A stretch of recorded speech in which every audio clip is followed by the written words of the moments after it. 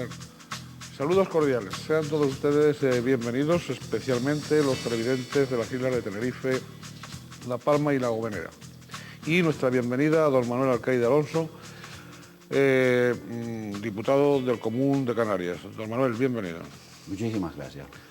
Bien, no es la primera vez que don Manuel está con nosotros, ha estado a través de declaraciones, ha participado en distintos programas y en este mismo, de Directo al Objetivo, hace un tiempito, digamos que allá por mediados de marzo del 2004, han pasado cosas desde entonces, tuvimos la satisfacción de entrevistarlo, ¿no?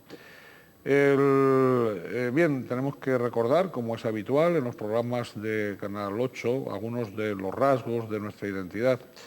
Este es un canal cuya línea ideológica es pluralista. El capital del canal es 100% canario, tinerfeño. Y también tenemos que recordar que es el segundo canal en audiencia de la provincia de Santa Cruz de Tenerife, de los locales, y el tercero del archipiélago. Bien, vamos también a algún rasgo de la biografía, de la apretada biografía de don Manuel Alcaide, pero algún rasgo personal. Don Manuel nació en Santa Cruz de la Palma al comienzo de los años 30. Por motivos familiares, pues muy pronto se vino a vivir a la isla de Tenerife. Aquí hizo sus estudios, desde la enseñanza primaria, el bachillerato, Derecho en la Universidad de La Laguna. ¿Qué recuerdos guarda don Manuel así de esa época de estudiante, de Muy joven? bueno. Buenos recuerdos. Muy buenos recuerdos. Yo viví en Santa Cruz de Tenerife muy felizmente. Tengo que recordar pues mis estudios en el Instituto de la Plaza de Ireneo González. Recuerdo a un director, un hombre de clásicas, don Juan Álvarez, y en fin, muchos profesores de la época del instituto, en donde todavía guardo muy buenos amigos de la época de bachillerato. Pocos, porque ya quedamos pocos menos, pero en fin, ahí vamos. Y luego de la universidad, recuerdo también con mucha satisfacción el curso de las milicias universitarias.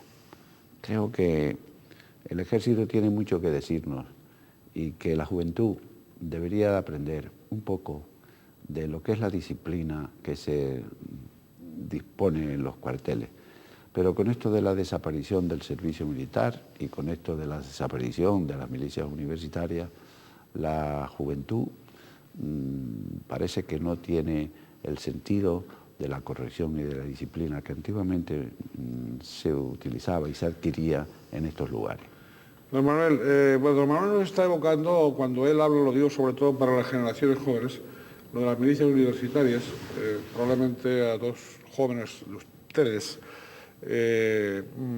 que no vivieran en aquella época, pues habría que recordarles que las milicias universitarias era una fórmula que tenía entonces el ejército para que los universitarios, sin interrumpir sus estudios durante el curso, durante los meses de verano o cuando acababan las licenciaturas, tenían la posibilidad de, primero a través de un campamento, graduarse de alférez y después de realizar, digamos, su servicio militar con esa graduación de alférez, ¿no? Era así, ¿no? Era así. Teníamos dos cursos, dos campamentos en veranos diferentes y se salía alférez y luego cuando se terminaba la licenciatura se ejercía de alférez durante 6 meses en un cuerpo militar. Bien, pero estábamos con eso de las virtudes. Aparte de la disciplina, el ejército, las Fuerzas Armadas, sí que infundían eso de que hay alguna versión en la que se perdía el tiempo, etcétera, etcétera, de eso nada. Se inculcaban una serie de virtudes humanas y virtudes cívicas importantes, ¿no? Aparte de la disciplina. Y básicamente el concepto de nación. Es decir, que allí estaba España por encima de todo, en la bandera, y el sentido que teníamos siempre de ese destino de unidad en toda la nación española. Piensen además que luego los soldados de los reemplazos normales conocían España físicamente porque eran trasladados a distintas regiones para el servicio militar, con lo cual era una especie de cultura que que adquirían y que se conocían perfectamente los extremeños, andaluces, catalanes, canarios, etcétera, por el traslado que se efectuaba con este personal. Sí, el sistema, es decir, era el contrario a lo que después fue evolucionando de dejar a los soldados en sus respectivas regiones, precisamente por ese intercambio y por esa convivencia entre españoles de distintas regiones, pues evidentemente se llegaban. De hecho, bueno, a partir de determinada edad se puede preguntar, algunos de ustedes pueden preguntar a sus padres, a sus abuelos, a sus hermanos, según la edad. Pueden preguntarles por los amigos suyos del servicio militar y van a encontrarse con amigos de distintos sitios, de distintos lugares, que se encontraban en esa situación y que después esa amistad ha perdurado, aunque no se hayan frecuentado, pero ha perdurado en el recuerdo, en la nostalgia y algunas veces se actualiza. Efectivamente. Se actualiza ese sentido de la amistad, ¿no? Sí, señor. Bien, en 1958 don Barbero Alcaide ingresa en la Escuela Judicial y desde el año siguiente ejerce como juez en distintas localidades, desde Voltaña, Huesca, hasta Icó de los Vinos, Fuente Bajuna, Córdoba, Santa Cruz de la Palma, La Orotava. Estos traslados, antes hablábamos de traslados de soldados, estos traslados de jueces eran también enriquecedores o eran negativos para el trabajo de un juez. Eran muy enriquecedores. Hay que entender que la categoría de juez en aquella época, se mantenía aproximadamente durante unos 15 años. Y lo que ocurre es que había distinta graduación, juez de entrada, ascenso y término. Con lo cual, a medida que íbamos cada 2 o 3 años, pues teníamos un destino diferente en juzgados de categoría de entrada, ascenso y término, que eran más complejos y más así. Para el juez yo creo que era vital, porque eran juzgados relativamente pequeños, juzgados rurales en su mayoría, y allí se forjaba la personalidad del juez, se forjaba en la idea del estudio que se podía hacer con gran amplitud, el trabajo que se hacía con una gran disponibilidad y por último porque se confrontaba con el ciudadano de a pie. Es decir, estábamos en completa y permanente comunicación con la gente del pueblo. Enseñábamos o aprendíamos del respeto, de la educación, del sentido del trato con el personal y creo que salían unos jueces normalmente preparados para cuando llegaban a los grandes juzgados de las capitales de provincia en donde ya la operatividad era diferente, estaba más masificado, etcétera, etcétera. Tengo que reconocer también que no solamente era esto el sistema, sino que además en la época los juzgados tenían sus secretarios. En Canarias hoy hay más de 80 juzgados sin secretarios titulares. Luego el personal era un personal con una gran preparación y tengo también que reconocer que en Canarias hay mucho personal que llaman sustituto, que no han podido acceder a una plaza fija. Todo esto quizás es lo que ha permitido que en estos momentos en Canarias la Administración de Justicia esté un poco en quiebra. Pero en fin, creo que estas etapas en los diferentes lugares nos permitían conocer a gente de diferente talante, diferente entidad, culturas distintas y que creo que era muy conveniente. Volviendo al presente, don Manuel, estaba hablando usted de que, he querido entender, del orden de 60 juzgados sin secretario. ¿Y eso a qué obedece? ¿A que no hay oposiciones? O a bueno, es el Ministerio de Justicia de quien dependen los secretarios judiciales y parece que no hay las convocatorias o que no hay las vocaciones necesarias para cubrir esas plazas. Pero es que el secretario es una pieza básica y fundamental en un órgano judicial. Y es que empezamos que lo que la ley, la Constitución pretende es la profesionalización tanto de jueces como del resto de los personales. Tienen que estar verdaderamente preparados porque se está lidiando con gente que tiene un problema, que es o bien un pleito civil o bien penal, que es todavía más gravoso cuando la ley se dirige en contra de una persona por haber cometido un delito, o bien contencioso administrativo o lo laboral. que se puso en la época posterior muy de moda, introducida especialmente por aquel famoso ministro que se llamaba Girón y que estableció las magistraturas de trabajo como órgano para administrar la justicia laboral.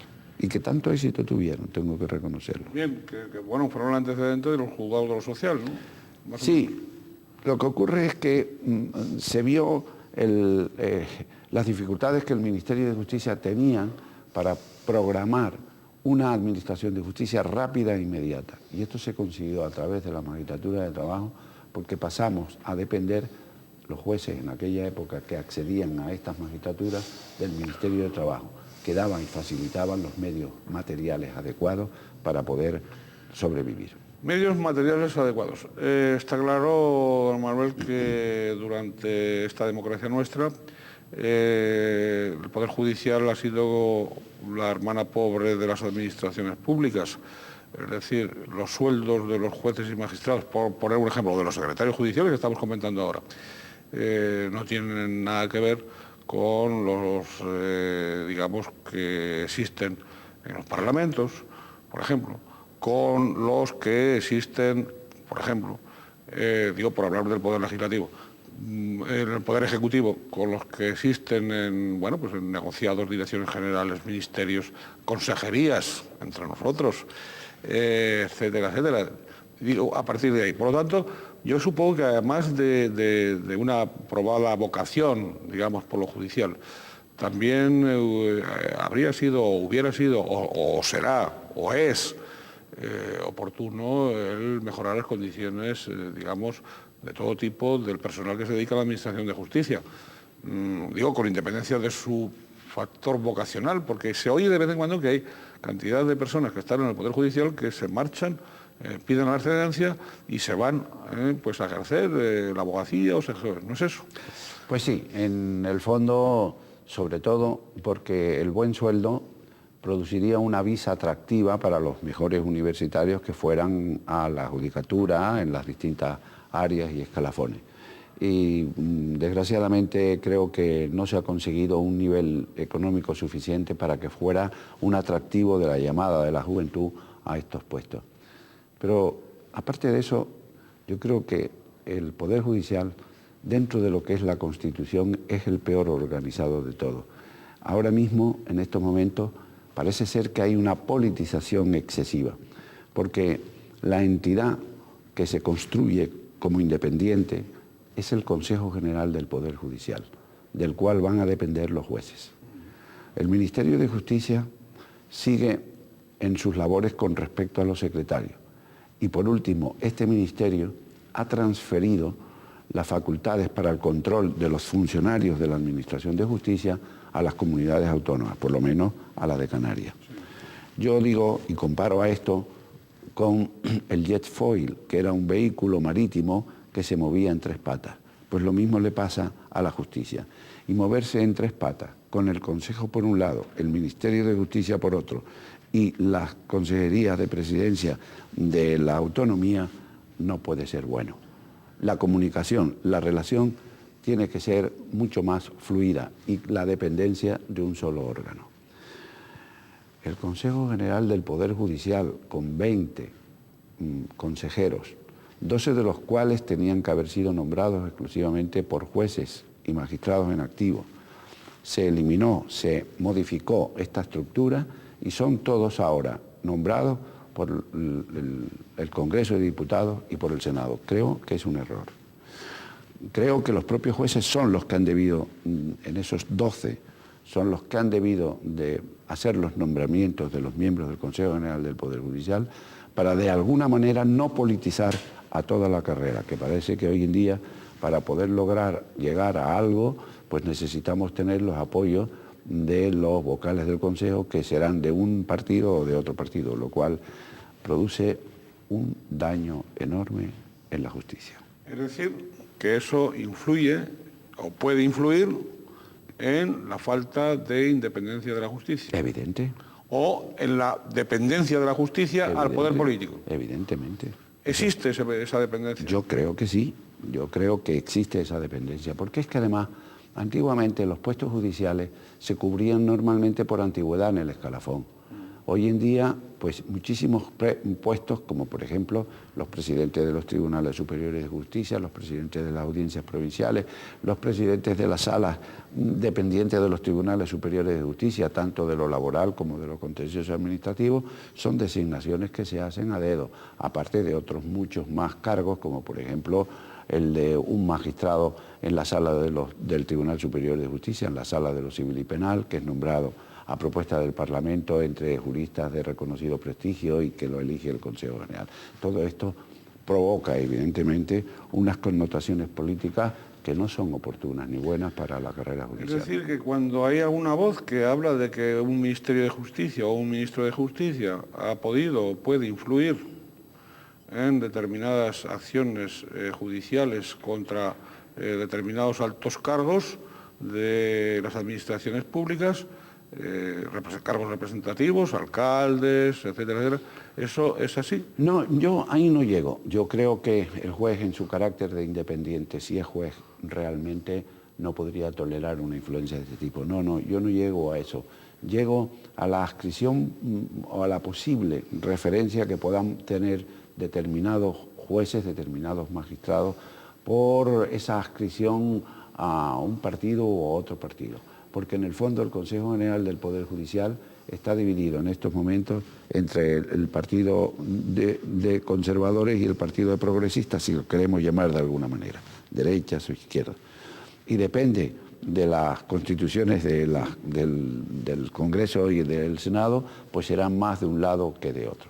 Esto no es bueno y no sería así si fuesen los propios jueces los que nombraran a 12 de esos miembros del Consejo General del Poder, que es como se estableció en la Constitución. Lo que pasa es que hubo una modificación en el año 85 de la Ley Orgánica, en donde ya se entronizó y se dijo que no, que de los jueces no te eran necesarios, sino que todo en el Congreso y el Senado, porque tenía que ser como unas consecuencias políticas de la expresión política de la nación. Bien, usted, digamos, después de ingresar en el Cuerpo de Magistrados de Trabajo, usted ingresó en el Cuerpo de Magistrados de Trabajo, sí, en el 73, y también a la vez va a compatibilizar el ejercicio de, digamos, de juez con la docencia, ¿no? Con sí, la docencia. Sí, bueno. Sobre todo, digo, en la escuela social y también en los ámbitos de universidad. En la universidad, sí. Pero siempre en el área laboral, ¿no? Porque realmente a nosotros nos está impedido todo, excepto la enseñanza. Y por eso es por lo que cuando ya estoy en una capital de provincia como es Las Palmas, porque hasta la fecha estaba en la Orotava y no era posible ese intercambio, pues ya allí sí, estoy en la Escuela de Graduados Sociales y estoy después en la universidad, en Derecho del Trabajo. Bien. Sí, Derecho de Trabajo y el área social en la que usted siempre ha estado vinculado. Más vinculado desde el año 73. Bien. Sí.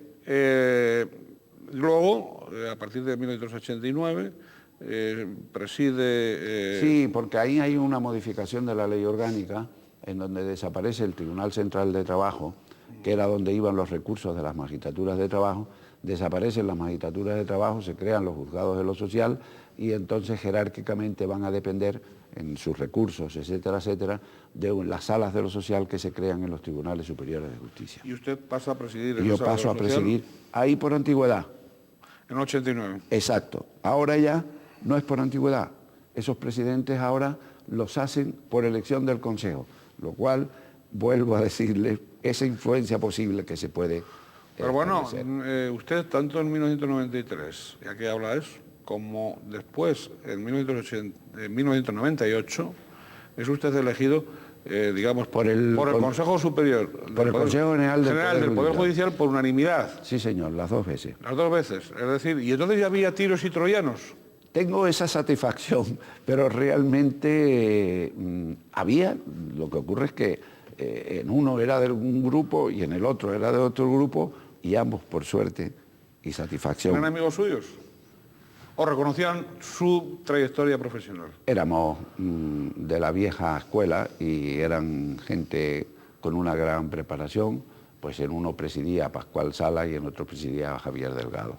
con ambos tenían conmigo una gran confianza y realmente el Consejo, además en sus restantes miembros, no tuvo ninguna dificultad en el nombramiento mío. Por 2 veces y por unanimidad, repito. Sí. Bien, por lo tanto, si ese Consejo General del Poder Judicial tiene su politización, que la tiene, el que hubiera unanimidad, pues bueno, pues es revelador del aprecio que evidentemente se le tenía y se le tiene a don Manuel Argaiz. El caso es que el 4 de enero del año 2000, por jubilación, por edad reglamentaria de jubilación, Sí, pues sí. bien, tiene que dejar el cargo. Don Manuel también ha publicado trabajos en relación con la ley del menor, con la ley de enjuiciamiento civil, entre otros, ¿no? Ha habido bastantes publicaciones. Pero no, en enero del 2002 es elegido por el Parlamento Autónomo diputado del Común de Canarias. Bien, diputado del Común. El diputado del Común, defensor del pueblo en el ámbito estatal. Antes de seguir adelante, por cierto, algunos candidatos ahora en estas elecciones pasadas hablaban de cambiar la denominación. Había algunos que se preocupan. No sé si en sus programas electorales abundaban tanto en apoyar al diputado del Común como solo en cambiarle el nombre. Pero bueno, el caso es que había algunos que apostaban por que dejase de llamarse diputado del Común y que pasase a llamarse defensor del pueblo o defensor. Habría que explicar quizá a don Manuel que el diputado del Común obedece pues a una tradición histórica, ¿no? Una remembranza histórica en relación con Canarias y en relación con la defensa histórica del pasado. Probablemente estos candidatos no lo ignoraban este aspecto. Bueno, aparte de ignorar la historia, también ignoran el presente, pero digo algunos, otros no, otros se pasan de listos, ¿no? Pero volviendo al tal, ¿usted es partidario del cambio de esa denominación o no? ¿O está bien como está? Le puedo contar una anécdota. La que usted quiera. Y es que hace poco tiempo, hace un año aproximadamente, el Principado de Asturias nos convoca a algunos de los defensores autonómicos para que fuéramos a dar un informe sobre la ley que ellos querían hacer del nuevo defensor del pueblo autonómico de Asturias, que se iba a instalar, que ya lo tiene. Y entonces ellos empezaban por denominarlo el procurador del común. Cuando yo actué ante el Parlamento asturiano, pues dije, para empezar, no me gusta la denominación. El procurador del común, yo no sé si tiene las raíces populares suficientes, no históricas, sino populares, para que sea conocido qué es el procurador del común. Y ya sé que ustedes van a decir que quién soy yo, diputado del común, para censurar esa denominación, pero es que yo no estoy de acuerdo con lo del diputado del común. ¿Y saben por qué, señorías? Pues porque es muy difícil hacer entender a la gente lo que es el diputado del común, que está muy bien para determinados historiadores o para determinada gente de un nivel cultural que sepan lo que fue el diputado del común o los diputados del común famosos en la isla de La Palma, Odal y Anselmo Pérez Brito, la denominación de la calle Real, en fin, todo este cuento que hay sobre la actuación de estos señores. Pero a la hora de la verdad, el pueblo conoce exclusivamente el defensor del pueblo, que además es la denominación que la Constitución española le ha dado al defensor del pueblo. Claro, ustedes no saben el esfuerzo. A mí cuando alguien me presenta y dice el diputado del común, la gente se queda un poco, bueno, es el defensor del pueblo autonómico. No, hay que hacer la traducción. Hay que aclarar. Hay que aclarar. Bien. Defensor del pueblo. De todos modos, con el nombre de diputado del común o defensor del pueblo, en la comunidad autónoma, tenemos que decir, o recordar una vez más, ¿no? Ya que el propio Parlamento pues tampoco se ocupa mucho de esa difusión, ¿no? Él no lo dice, pero los demás sí podemos desde fuera comentarlo. Bueno, realmente a veces el Parlamento Autónomo de Canarias no se da a conocer ni a sí mismo, ¿no? Como institución, ¿no? parece que camina en paralelo a las vivencias populares, ¿no? Bien, pero centrándonos en el diputado del Común, o defensor del pueblo, es el alto comisionado de esa Cámara Legislativa, precisamente, para la defensa de los derechos y libertades constitucionales y además supervisor de las actividades de las administraciones públicas canarias en relación con la ciudadanía, ¿no? Es decir, que ese es el papel fundamental, o los papeles fundamentales que tiene el diputado del Común. Y el diputado del Común, don Manuel, dispone de los medios necesarios para ejercer su labor.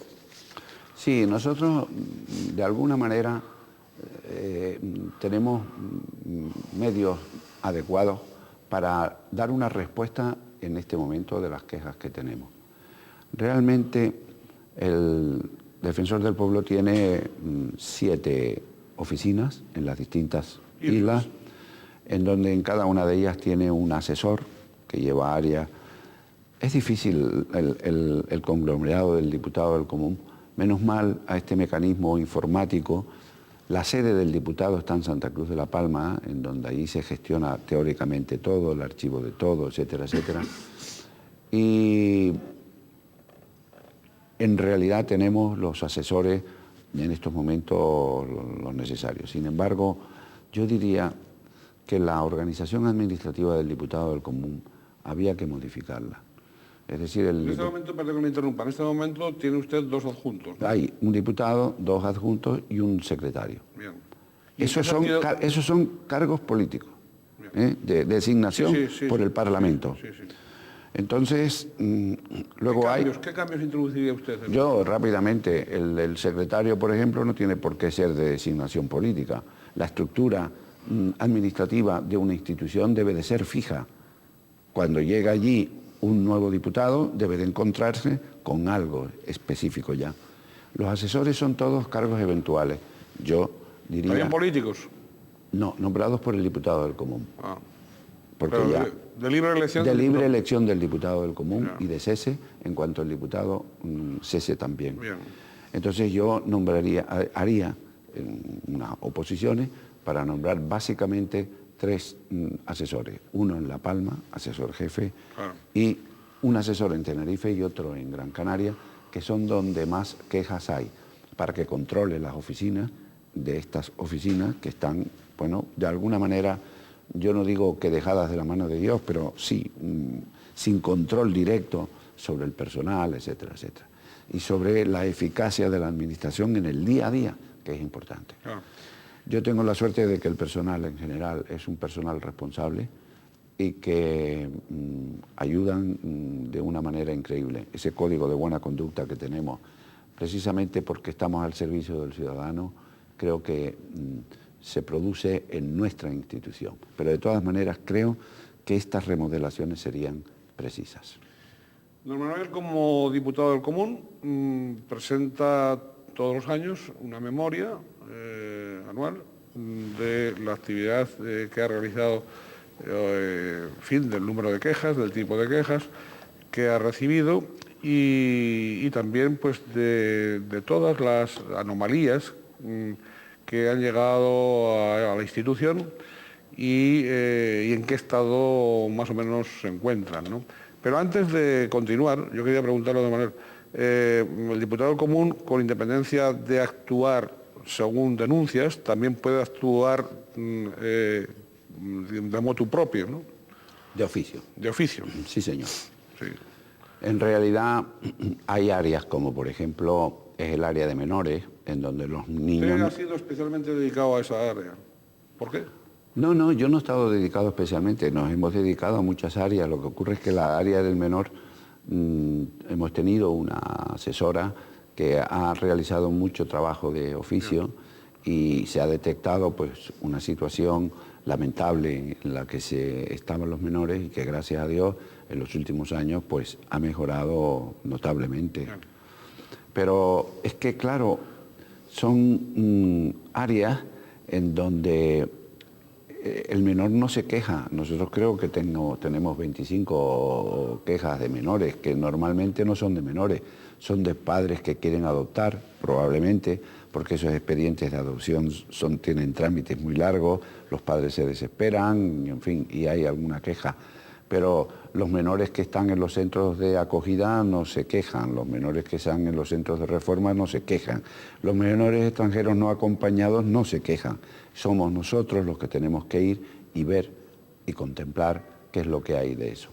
Aparte de esto, tenemos también quejas de oficio, investigaciones. Ahora estamos terminando una muy interesante que se refiere a los indigentes en Canarias y que nos demuestra una falta de interés, de medios y de coordinación de las distintas administraciones para resolver este problema de los indigentes. Sigue habiendo, precisamente, creo que el próximo viernes de esta misma semana, Cáritas Diocesana va a presentar su informe anual sobre, sobre la pobreza en las islas.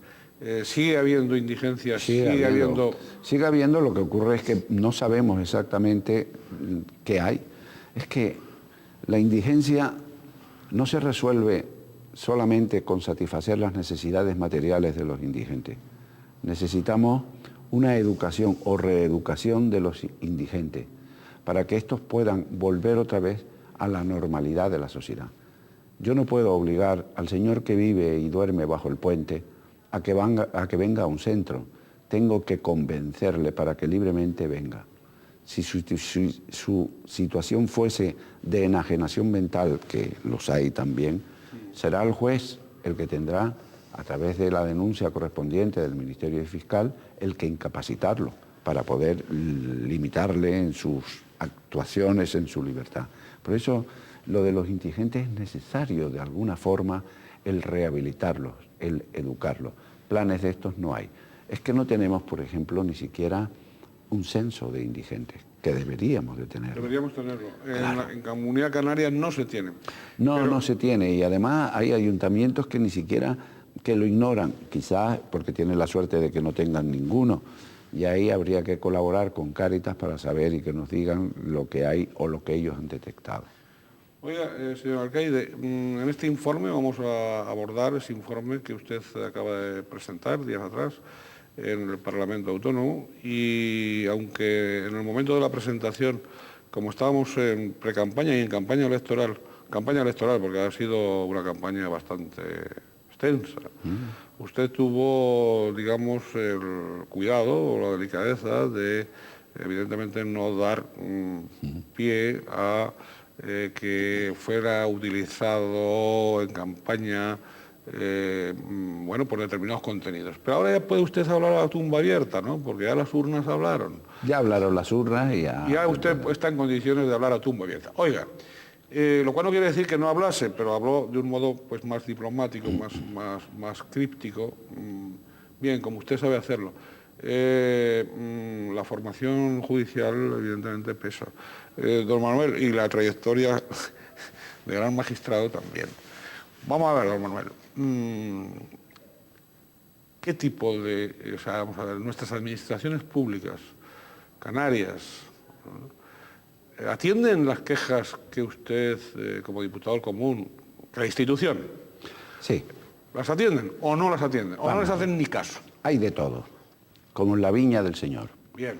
Pero normalmente, con más tiempo o menos tiempo, aceptan en general las sugerencias y recomendaciones que nosotros les hacemos. Piensen que el diputado del común no es un órgano ejecutivo. El diputado del común le pide cuentas a la administración de lo que ha hecho en un determinado caso. Y en la administración nos contesta y nos dicen lo que ha hecho. Entonces le damos la respuesta al ciudadano de lo que dice la administración. Unas veces le dan la razón, otras veces no se la dan. Nosotros estudiamos el tema y al final hacemos sugerencias o recomendaciones a la administración para que resuelvan el tema de forma adecuada. La mayoría de las veces las administraciones las aceptan. El problema está en qué mecanismos utilizan para llevarlas a efecto. Eso por un lado. Por otro lado, hay momentos en que dicen que no. En cuyo caso, lo único que tiene que hacer ya el ciudadano es ir a ejercitar sus acciones judiciales, pero llevando en su mochila un informe favorable a su tesitura que le ha dado el diputado del Común. Y también puede ocurrir que el diputado del Común le diga al ciudadano que no tiene razón y que lo siente y lo lamenta, pero que no tiene posibilidades o que entendemos que no se puede producir nada. El problema de las administraciones está en la tardanza en la contestación al diputado del Común. Nosotros llamamos encarecidamente por teléfonos, etcétera, etcétera. Pero hay momentos y hay quejas que no se saben por qué. Tarda 1 año, 2 años, no contestan y ahí vienen los problemas. Silencio de oficio. Sí, pero no puedo decir que sea un órgano determinado. Ya. Sino, bueno, pues una sección de ese ayuntamiento o del cabildo o de alguna consejería. O de alguna consejería, o porque son muchas veces temas complejos. Supongo que en materia sanitaria será el mayor número de quejas que se recibe el diputado del Común. Tenemos, no, el mayor número de quejas es en función pública y trabajo, justicia a continuación, y luego ya vienen todas las demás, educación, sanidad. Vamos a empezar por las demás quejas y en qué sentido se producen esas quejas. Bueno, trabajo y función pública porque realmente todo lo que son resoluciones administrativas en materia de personal pues son muy recurribles y ahí tienen muchos problemas.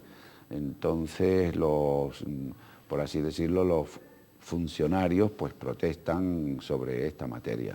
Tuvimos el caso de los bomberos, hemos tenido casos de policía, hemos tenido casos de distintos opositores en distintas convocatorias de oposiciones, maestros, en fin. El opositor en general responde. Suscita quejas. Sí señor. Y por eso es por lo que quizás aquí tengamos tan diferencia, y además porque hubo un colectivo que se hizo la queja por separado y luego ya tuvimos que agruparla, pero que dio una cuantía grande de temas. El segundo tema es el de justicia. Nosotros no supervisamos a la Administración de Justicia. Lo que ocurre es que tenemos un convenio con el Consejo General del Poder Judicial, firmado al principio de mi mandato, en virtud del cual podemos dirigirnos a los órganos judiciales para ahorrarle al ciudadano el que vaya a quejarse al Consejo General del Poder Judicial.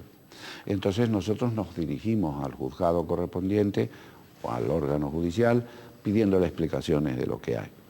Y aquí hemos detectado la falta de tutela judicial efectiva por los términos tan amplios, los plazos tan enormes en que se tardan en resolver los asuntos. Y no digamos cuando un asunto judicial llega al Supremo, porque ya ahí es para desesperarse. Años y años. Entonces, tengo que decir, y nunca quiero omitirlo, que la administración pública que mejor contesta y más rápidamente al diputado del Común es la Administración de Justicia. ¿Está usted, cómo arrima usted? No, lo que ocurre es que son mecanismos. Una cosa es el procedimiento, lo que tarda, los plazos, el extravío de notificaciones, citaciones, la pérdida del procedimiento. Y otra cosa es cuando reciben un oficio y le dicen, oiga, que esto es así. Y entonces dice, a ver qué pasa con este oficio, pues ya está. Mire, el trámite es este y ocurre esto, y punto. Un poquito arriba de la escuela salina también. Don Manuel, también en temas sanitarios, ¿no? Sí. Reciben quejas. De errores médicos, de desatenciones médicas, de las listas de espera reciben quejas. Recibimos quejas de todo.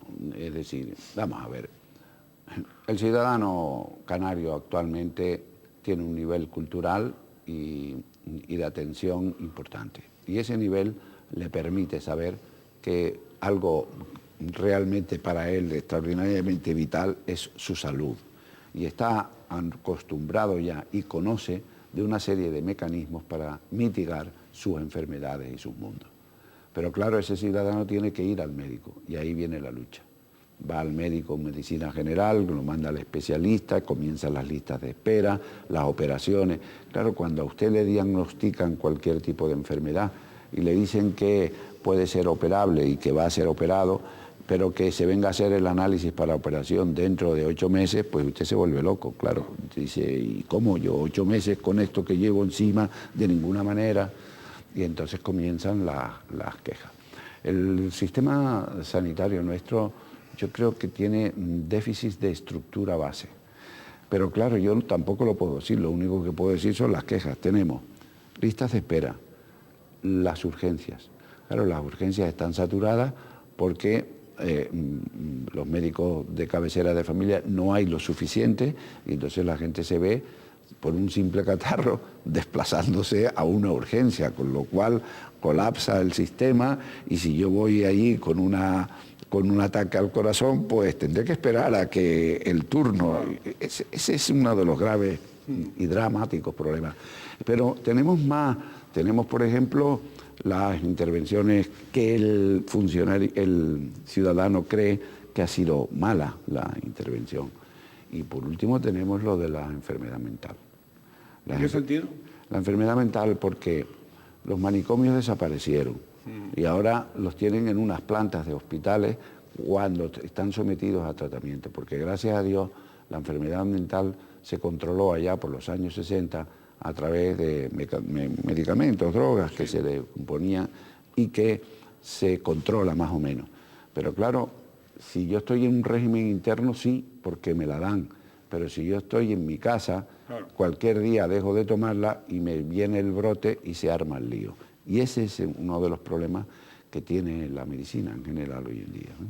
Sí, junto con que en los establecimientos sanitarios normales el número de camas especializadas en este tipo de enfermedades es clamorosamente insuficiente, ¿no? Evidentemente. Entonces son ridículos el número de plazas que reservan para los enfermos mentales, ¿no? Es como si la enfermedad mental no tuviese que tener atención por parte del Servicio Canario de Salud, vamos a decir, poco menos, ¿no? Y el efecto que produce un trastornado, un enfermo mental en una familia. Por supuesto. Es algo verdaderamente increíble. Nosotros lo vivimos en esta faceta y es verdaderamente terrorífico porque el padre, la madre, los hermanos no saben lo que hacer para poder controlar la medicación de este hombre o de esta mujer. Algo. El trastorno mental desequilibra por completo la personalidad de los que están alrededor del enfermo. ¿Cómo desequilibra el fenómeno de la drogadicción? También. ¿Y en el área de la drogadicción también ustedes tienen quejas o no? No.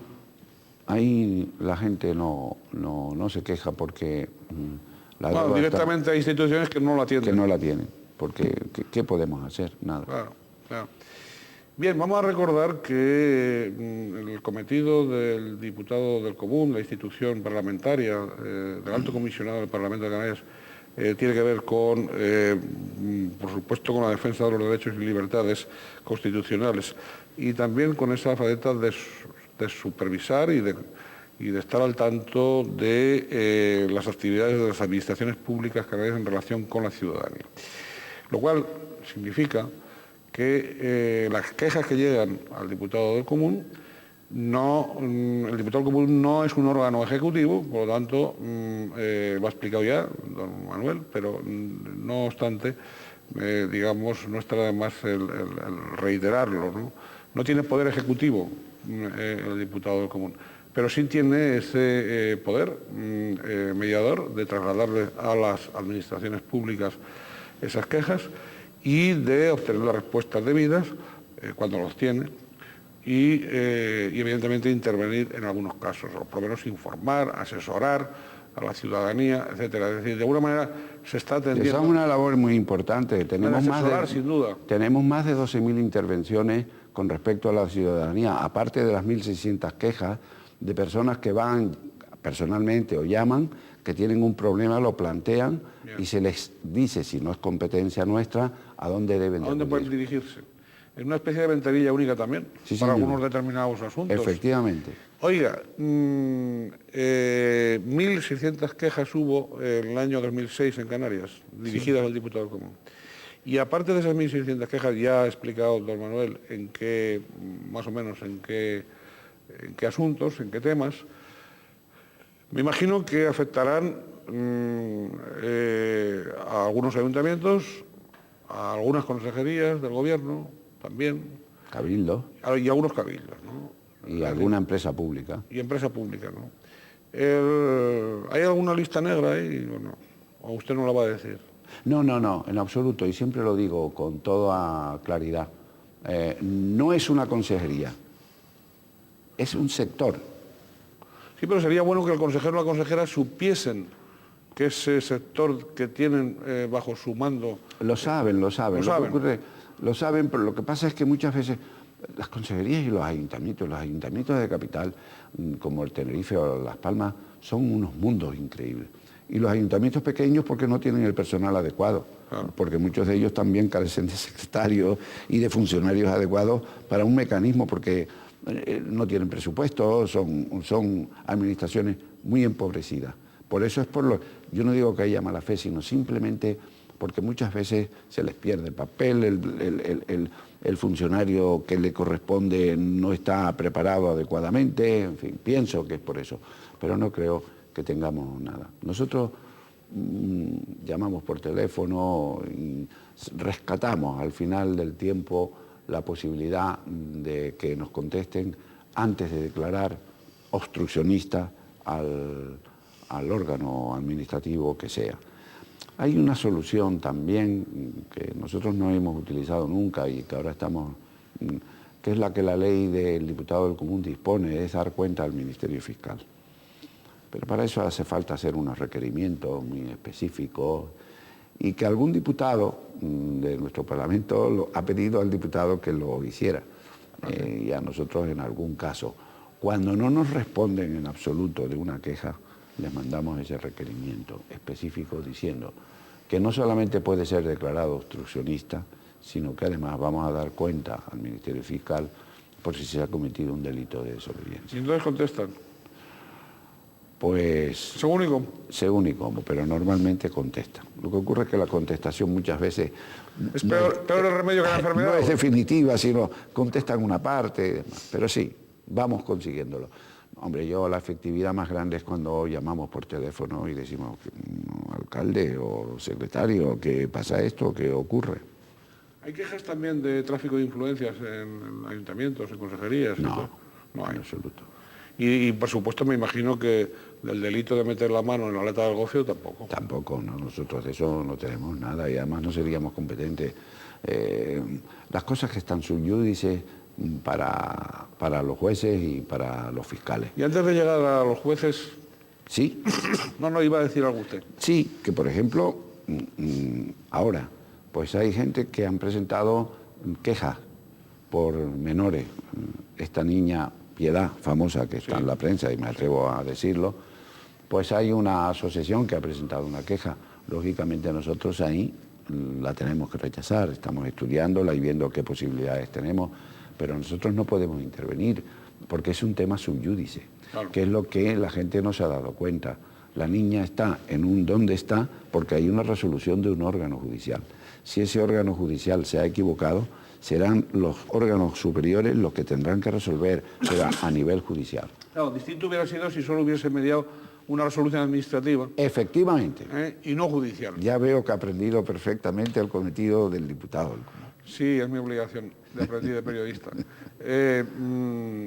Si hubiese sido un acto administrativo de la Dirección General del Menor exclusivamente... Efectivamente. Ahí podía entrar el diputado del Congreso. Claro que sí. ¿Y en qué sentido podía haber entrado? Hubiéramos entrado para decirle qué es lo que tenía, qué es lo que habían hecho, por qué motivo, y si veíamos que no se había cumplido la legalidad vigente, pues decirle, mira, han infringido ustedes esto, sería correcto que hicieran una citación, que hicieran una investigación, que se tuvieran un informe pericial, en fin, lo que fuera, lo que hubieran omitido, pero como sugerencia o recomendación, nunca como orden, porque...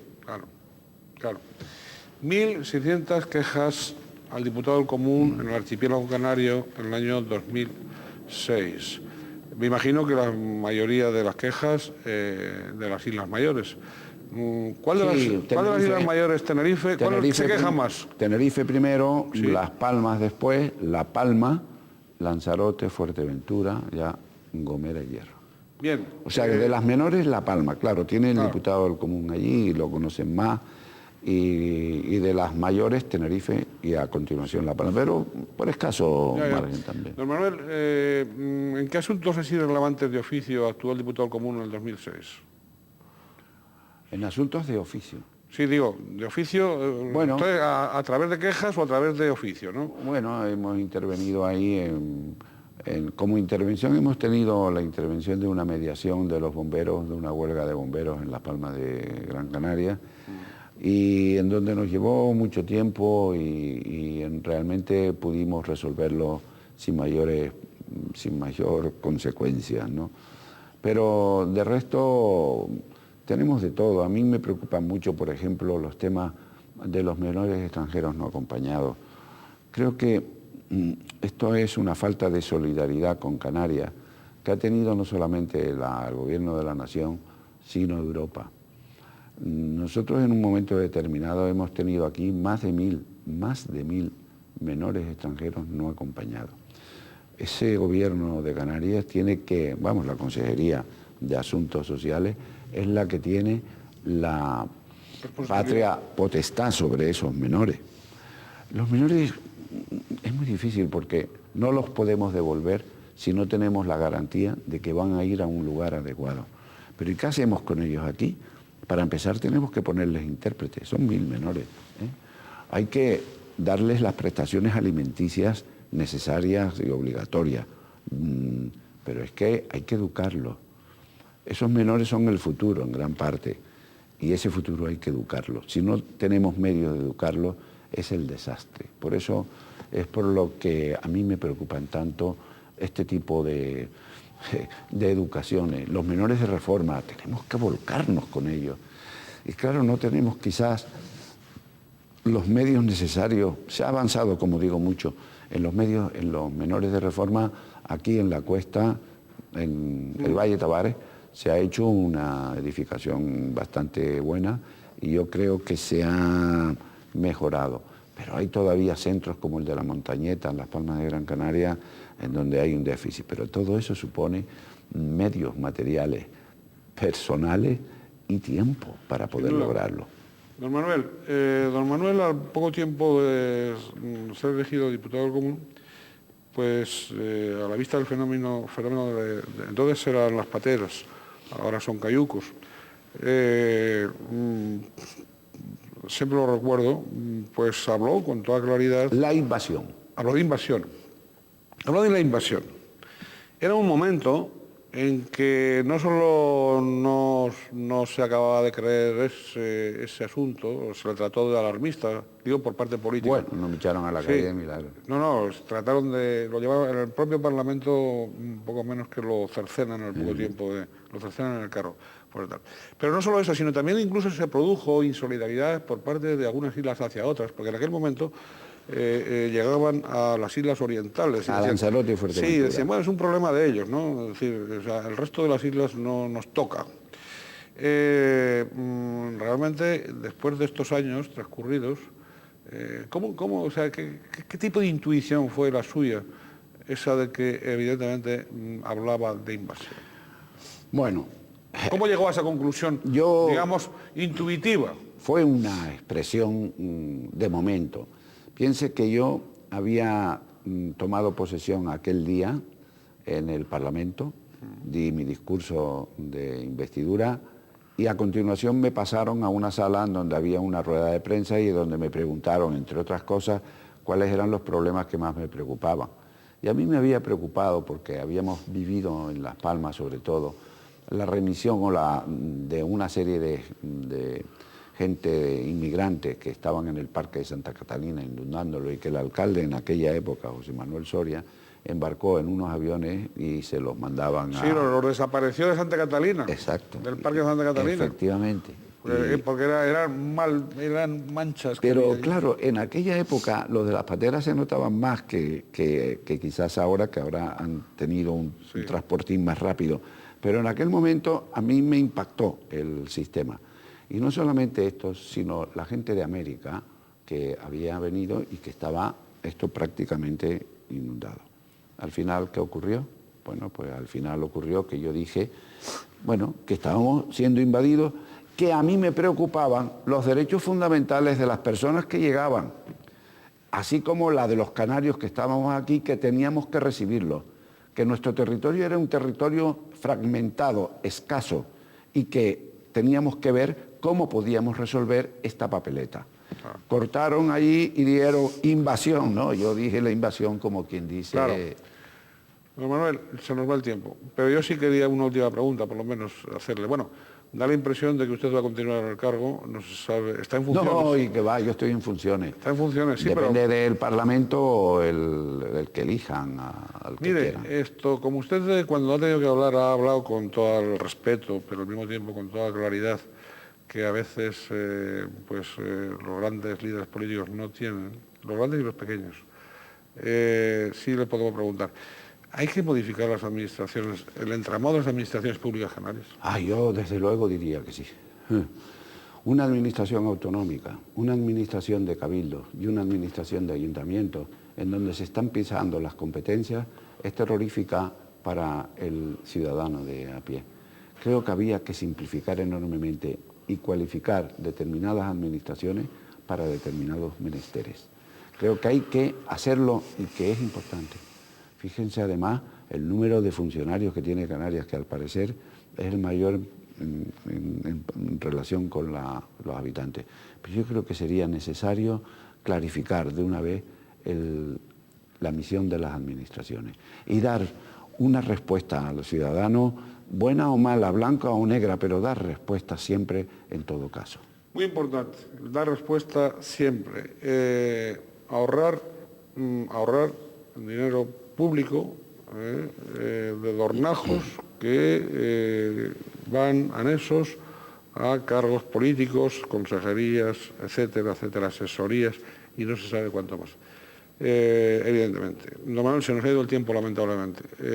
¿Usted quiere... Yo he estado muy a gusto. ¿Quiere agregar algo? Pues nada, simplemente agradecerles a ustedes mi presencia aquí, porque de alguna manera podrá servir para que la gente se vaya enterando de lo que es el diputado del Común. Bien, no nos asustamos. Es una institución nuestra, es una institución que está regida y que por el panorama político que se percibe va a seguir en funciones usted probablemente más tiempo del que piensa.